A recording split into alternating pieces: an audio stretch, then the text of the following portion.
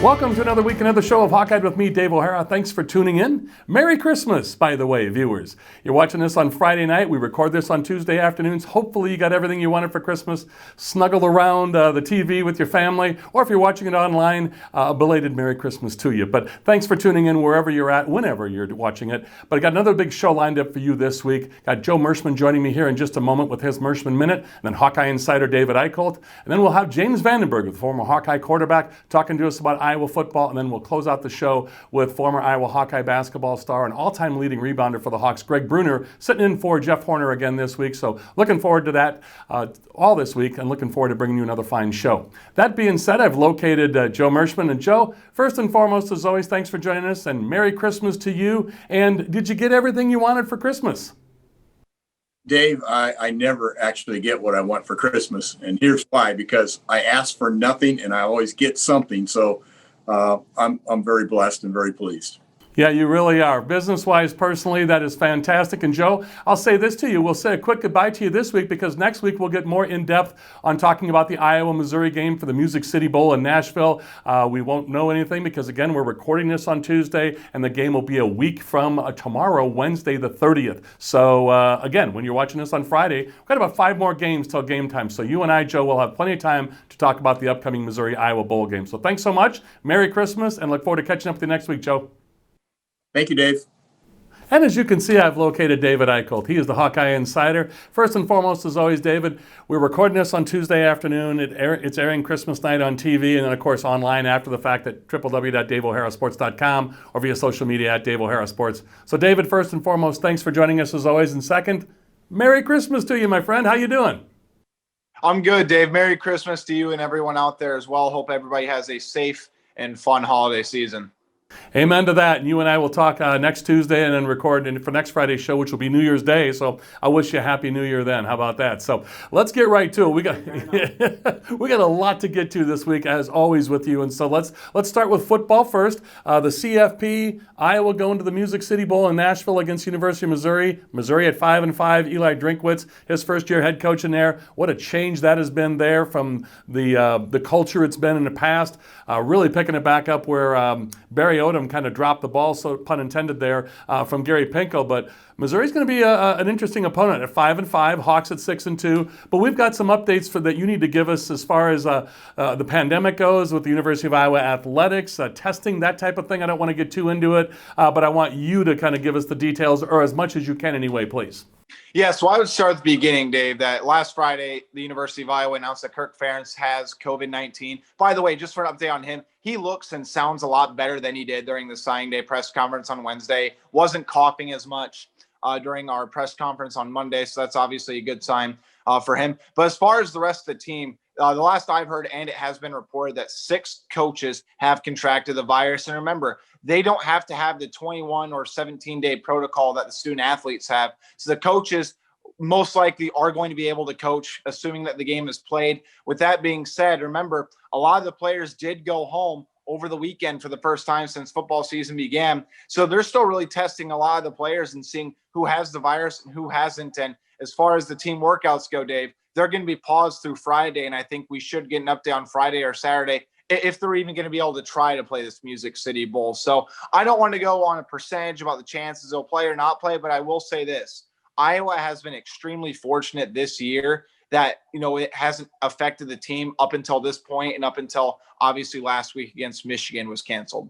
Well, we'll get more into our analysis of the game next week when we record on Tuesday, the day before the game is played on Wednesday the 30th. And, of course, then the viewers will see it on New Year's Day, Friday, and then afterwards online. But to your point, as they're watching the show tonight on Friday, Christmas night, we may not know yet. We'll either know Friday, Christmas Day, or the day after on Saturday, if the Hawks are going to play this game and they can resume workouts. So we'll keep you updated. Again, check out David's Twitter handle at the bottom of the screen. You see there at David Eicholt via Twitter or social media. So David, let's do this. We're going to talk about Hawkeye postseason awards in football. The special teams and defense came out last week after we recorded the show, as well as the offense. We're going to talk about signing day in the future shows here upcoming. And we're going to get more into the analysis, as you and I have talked about, in the Missouri-Iowa game. if there is a game, and hopefully there will be. But we'll talk about that next week. So let's get into what you think. Now that we've talked football, let's get into Hawkeye basketball. Our time goes so quickly, and you're so full of content constantly every week. You're there for press conferences or Zoom casting, talking to players.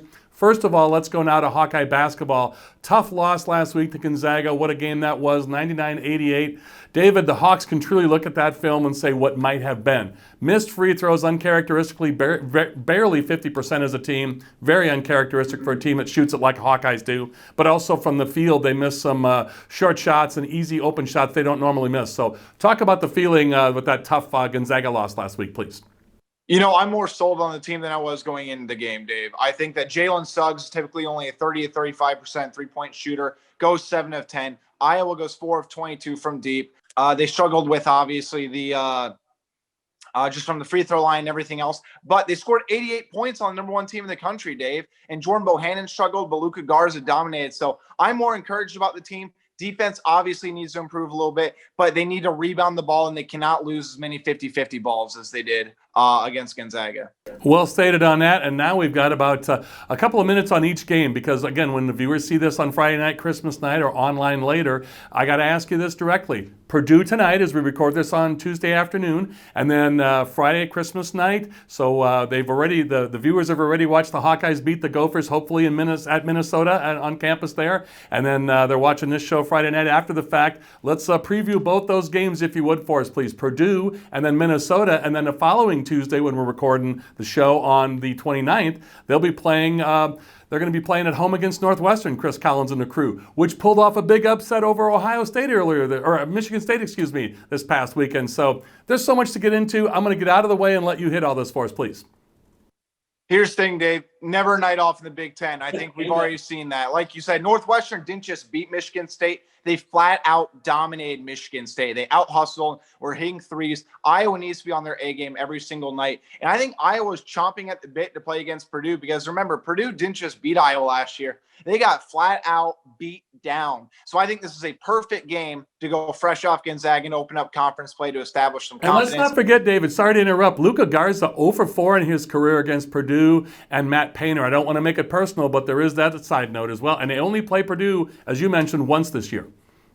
Yeah, so that's the thing too, Dave. As I mentioned, Purdue's aggressive on the glass. They're number one in three-point defense in the conference. So they're got to go an inside-out game, get them in foul trouble. Luka Garza does not just play well against bad teams, as you saw on Saturday when he went for 30 points against Gonzaga. But as far as Minnesota goes, Minnesota's Marcus Carr might be one of the most underrated guards in the country. Liam Robbins, the former Drake player who transferred up there, is immediately eligible. And Richard Pitino's fighting for his job up there. So a couple of interesting games, but I think if Iowa can establish itself early off in the conference season, I think it's going to pay dividends going forward as far as their chances to actually win the Big Ten for the first time in more than 40 years. And David, this is going to be a season like none other, that's for sure. You've encapsulated everything perfectly for us. And I got to say this to you. Take a breath. We'll talk next week. We'll try to rally the troops here and find out about the Hawkeye football team. And when we talk next Tuesday, when the show airs the following Friday and online later. But we've got so much more information on the table that you and I have got to get to in reference to signing day with football, basketball games, a perspective, hopefully a bowl game being played against Missouri. You've covered it all for us wonderfully. Again, viewers, check out David at David Eicholt via social media, and all the information is there for you. He is the Hawkeye Insider, HawkeyeInsider.com. David, thanks so much. Merry Christmas again, and we'll talk to you next week, my friend. Thank you. All right. Merry Christmas, Dave. Thank you. For David Eicholt, this is Dave O'Hara. We'll be back to close out the show with James Vandenberg first, and then in the closing segment, Geg Brunner, former Hawkeye basketball playing great. Back with more Hawkeye with me, Dave O'Hara, in just a few moments. One word means more to farmers than any other: yield. Nobody knows this better than your friend in the field, Mershman Seeds. With industry-leading seed treatments like Trepidity ST, you'll see faster emergence and more bushels per acre. Become a part of the Mershman family and see the difference in your field. Ask your dealer for superiority, Mershman Seeds. Welcome back to Hawkeyed with me, Dave O'Hara. As you can see on the screen, my buddy James Vandenberg joining us. And again, Merry Christmas to James and his family and all you viewers out there, as I mentioned in the previous segment. So James, first and foremost, as always, thanks for joining us. And secondly, Merry Christmas to you and your wife and the kids. And Are you ready? Have you shopped, or has she shopped and you taking credit for it? How's this working out for you? As Coach Ferentz would say, the hay is in the barn. We're done for. I should get to coast for the next 2 days, and then whether she likes it or not, that's a completely different topic. But there are presents there. I like the way you're thinking. So let's get into this, my friend. Man, what a weekend. On Sunday, we got the news. And of course, we record this on a Tuesday afternoon. It's airing tonight on Christmas night. So hopefully everybody viewing has opened their gifts and are able to be with the family that they're able to with the current conditions that we are in, health-wise, throughout the state and the nation and the world. So James, I'll ask you this. The college football playoff didn't lend much clarity. We had our 4 teams. Of course, we've got Clemson and Ohio State are going to play in the 2-3 matchup on the college football playoff. And then, of course, Alabama and Notre Dame. Texas A&M on the outside looking in. You've got Indiana that was trying to crack the top 10. And all these things happening, there were a lot of people left out. Of course, some Iowa fans are disappointed because it was only the Music City Bowl against Missouri, who got just beaten badly by Mississippi State their last game. They come in at 5-5. Iowa, of course, 6-2 going into the Music City Bowl, which will be on Wednesday, the 30th of December in Nashville. So I got to ask you, how did the bowl situation for Iowa play out for you? What are your thoughts and feelings? And then secondly, give me your take on the college football playoff rankings as well, please. Yeah, I think, I mean, in general, just like everything else with 2020, it's really hard to handicap how this was going to get handled and how this was all going to play out. And there's certainly probably some things that have been unfair, but there's a lot of things that have been out of control for a lot of these teams. As far as Iowa's bowl game, I mean, we just want to play a quality opponent. And if that's Missouri, I don't think they're going to have any problem with that. Obviously, the Outback or the Citrus Bowl, Florida's warmer than Tennessee, so in general, we'd prefer to go there. But playing an SEC school, kind of a border rival, played them back in the Insight when I was there as well. A good opponent, and that's what you want. As far as the CFP, it's hard. I mean, clearly Clemson and Alabama, in my opinion, are 1 and 2 in some way, shape, or form with Trevor Lawrence back. And then after that, it gets hard. You get a Notre Dame team that just kind of got handled by Clemson. You get an Ohio State team that did not look good in the Big Ten final, and they've only played 6 games. You get a Texas A&M team that has been solid, but they got, I mean, demolished by Alabama when they played the first time. And how you handicap all this and how you choose is hard. They could have gone with A&M or Notre Dame, and it's hard to pick. And they went with Notre Dame, and I mean, they've spoken, so we can all complain about it, but it'll be what it'll be. If there was ever a case for like an 8-team year, this would have been it. And I mean, quite frankly, our Hawkeyes, man, they're probably playing as good as anybody in the country right now. But it's how 2020 is going to go, and we should have seen this. This wasn't going to be clean and clear, and there was going to be 4 perfectly undefeated teams. So this just kind of fits the mold of everything else. I would agree with you. It's not that I like it or agree with it, but it is truly what you and I have talked about all season long on this program, and myself and other reporters and everybody else we've talked to on and off the air. Is 2020, we only have half of the bowl games this year, or about half the bowl games, so it is what it is, and I don't mean to make that sound so trite as I just said that, but it truly is. And James, you mentioned it. You know, Missouri's an SEC opponent in the Big Ten, so we got 2 classic conferences battling in the Power Fives, and you know, you look at the border battle or the border between Missouri and Iowa. So I'd like you to talk about that if you would, please, because we're going to get more into game analysis next week with you and also my other reporters and Hawkeye fans and talking about this. But we'll have plenty of build-up because we'll record that show next week on Tuesday the 29th before the game on Friday Wednesday the 30th. So we'll have plenty of time to analyze this. But I want to have you take us back to your recollections with the Insight Bowl against Missouri, please, if you would. Your bowl game. Well, yeah, I think they're a completely different program now than they were when we played them. But your border state thing, I mean, we get Nebraska as a Big Ten, Minnesota, Illinois, Wisconsin, South Dakota, I guess we skip out on. But we really don't think about Missouri as kind of that because they're in the SEC. But undoubtedly, they're a good opponent. They've played a tough schedule. I think their program is clearly rebuilding and in general going in the right direction.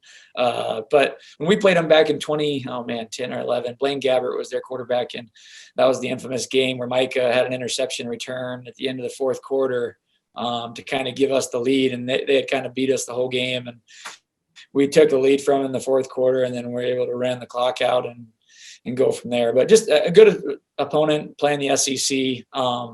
We'll be ready to play them if they're able to have the game. Yeah, and that's the intriguing thing, James, as you mentioned. Hey, we got a few minutes left with James Vandenberg, former Iowa Hawkeye quarterback, and James is part of that fantastic investment group called Corridorinvestmentgroup.com, part of RBC Wealth Management. And, James, I would ask you this, when you talked about Micah Hyde, you and I talked about him a few weeks ago when the Buffalo Bills were on Monday Night Football, and you and I were talking post-game about Ike Bedker being a teammate back in the day, and C.J. Beathard was playing for the Niners, although he didn't play that game. It was Buffalo and San Francisco on Monday Night Football, and you talked about Micah Hyde being the best athlete you've ever met doing any sport, and you said besides that he was a champion guy off the field as well. So take a second when you mentioned Micah's interception. I remember that game well in the Hawkeye victory over Missouri, and obviously Eli Drinkwitz, we're going to talk about him, the new coach at Missouri, and the attitudinal shift he's made at Missouri and changed them around. Went 5-5 this year, and nobody expected that out of them. But take a second, if you would, and let's get back in history a little bit about your association with Micah Hyde, please. Yeah, no, Micah had kind of the two what I'd call very infamous interception returns, and one of them was against Michigan State when Tyler Sash tossed him the ball, and then Micah basically did the rest. And then against Missouri, Micah had the one on Blaine Gabbert. And so, yeah, Micah's a world-class guy. He's a world-class player. He can do a lot of different things. I would have loved to have him at receiver. I think he probably would own every Iowa record if he would have played receiver. He's very talented and just a great guy. And obviously that's proven as he's gone to the pro ranks. I think on paper, him coming out of college he's not that big. He's not that fast. I mean, some of the measurables don't pop off, but you hang around Micah for a week and you do various activities in between the competitive edge and just overall, as you describe, somebody as like being smooth. I've never seen anybody like him. And clearly that's led to an incredible NFL career and being a leader on both the Packers and the Bills and quality teams. I mean, quality teams. So congrats to him. It's cool what he's been able to achieve, and I definitely associate him with playing Missouri. There's no doubt about that. Yeah, amen to that. Now, I do have one other tidbit before I say my goodbyes to you for this week. You had mentioned to me off the air that C.J. Beathard was your roommate on the road when he was a freshman and you were a senior. And so, and C.J. not getting as much playing time as us Hawkeye fans would like for the Niners this year with Jimmy Garoppolo being out and Nick Mullins getting his share of the snaps. But pretty interesting tidbit you threw at me there when you said you and C.J. were roommates on the road when he first got to Iowa. Yeah, no, I mean, CJ, Kittle, you can go on and on. I mean, one nice thing about the program Ferentz has built is a lot of guys get a chance at the next level. And undoubtedly this class will produce some more. And so CJ's had a lot of success. George has had a lot of success. Butker, Josie Jewell. There's a lot of them that are doing really well. I'm missing a ton of them. Well, it goes on and on. You're right, though. Yeah, Mike Daniels. I saw him last night. I didn't know he played for the Bengals, and I saw him on TV. And so, yeah, there's a great group of Hawkeyes out there that are having success in the NFL, and that's just it's a perk of playing in Coach Ferentz's program. There's no doubt that he trains you, and what he trains transitions very well to the next level. Well, you're getting older, James, like me now. When you start mentioning names, you're going to leave some off. So I didn't mean to throw you some curveballs there, but that's fun to hear you talk about your associations with those great players and such a great program as Iowa. So, James, thank you so much again. Merry Christmas, and I'll talk to you before the New Year so you and your family have a safe, happy, and healthy Christmas, and I look forward to catching up with you next week, my friend. Thanks, James. Merry Christmas to you, Dave. Thanks. Thank you. For James Vandenberg, thanks for tuning in, viewers. We'll be back with more to close out the show with my buddy Geg Brunner sitting in for Jeff Horner again this week. So talking some Iowa basketball. Back with more in just a few moments. There is a spot for women in agriculture. There's many places for females, for female farmers. We can do a lot. Over the years, maybe we couldn't have always done everything, but there's lots of places we're finding on our dairy farm especially that females are really good at milking cows. They're really good caretakers. They're good at taking care of animals and observant and detail-oriented, which fits in well on a farm and can make an operation more successful. Welcome back to Hawkeye with me, Dave O'Hara. I'm pleased to have this guy join us. As you see him on the screen, he is the University of Iowa Hawkeyes men's basketball all-time leading rebounder, and he is Geg Brunner. Hails from Charles City, Iowa, and a Hawkeye through and through. Had a fantastic pro career overseas, primarily in Italy, and we look forward to catching up with Geg as often as we can. Sitting in for Jeff Horner again this week. So, Geg, I told Jeff, first of all, thanks for joining us as always, and Merry Christmas as we record this on Tuesday afternoon, but it's airing on Christmas night on TV and then afterwards online. So first of all, I'll say thanks for joining us, and secondly, Merry Christmas. And most importantly, I told Jeff Horner if he's not careful, he's going to lose a spot to you. Yeah, it's been we've been joking about it, but I guess the talent goes where talent lies, and we'll see how it ends up. You're darn right. So, well, again, as always, thanks for joining us, and Merry Christmas to you and your family and the viewers out there. But I want to say this to you, Geg. Tough game last week for the Hawkeyes. We'll just jump right into it. They lose to Gonzaga, number 1 against the number 3 Hawkeyes in Sioux City last Saturday. You saw it on TV. I saw it on national TV on CBS. It was great. Except the Hawks got to look at this film. They lose 99-88. But, Geg, I got to ask you as a former Hawkeye great, if you looked at this film as a player and you were a player on the current team, you got to look at that film and say what might have been. Missed open shots the Hawks don't normally miss. Missed free throws, barely 50% for a team that shoots it like they do. They really missed an opportunity because Gonzaga played pretty darn well where the Hawkeyes didn't, Geg. Yeah, absolutely. These are the games that you take and you learn, but you put them away. I mean, it kills you because it's like you had a national stage to do something. I mean, we got blown out by my senior year by 35 at Michigan State, and then came back with an opportunity, and it took them down at our house. It's just they might not get a chance to play number 1 ever again, and that's tough for the seniors that are out there because that's an opportunity, national stage, to come out and produce. Yeah, you hit a spot on. Didn't make free throws. I mean, especially against high talented teams, there's a couple buckets that you have to each get all of them or get most of them. Loose balls, and we were slow to pursue the loose balls.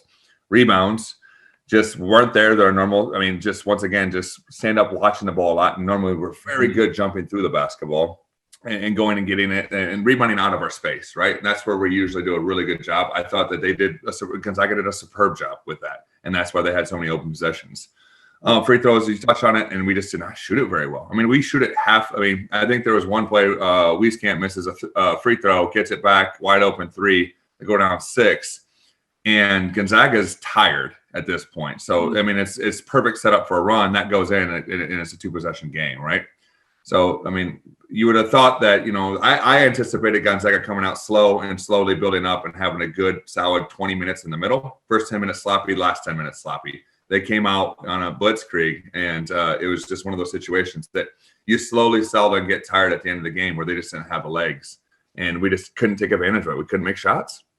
Yeah, that's the thing. You take a look at this too, Geg, and a lot of people nationally, the pundits and writers and reporters are saying the Hawks, for not playing very well, they didn't drop very far in the rankings. So they went from 3 to 4 in the AP, and you take a look at that and say, I think a lot of people saw that they feel better about the Hawks not playing well and hanging with Gonzaga, who played really well. So it will be interesting to see, as you mentioned, you got to flush this and move on to see if there's any residual effect. But as we record this on Tuesday afternoon, the Hawkeyes open the Big Ten season tonight at home, Carver Hawkeye. And of course, viewers, you're seeing this on Friday night, hopefully after a Minnesota win. So hopefully the Hawks are 2-0 by the time you see this, viewers.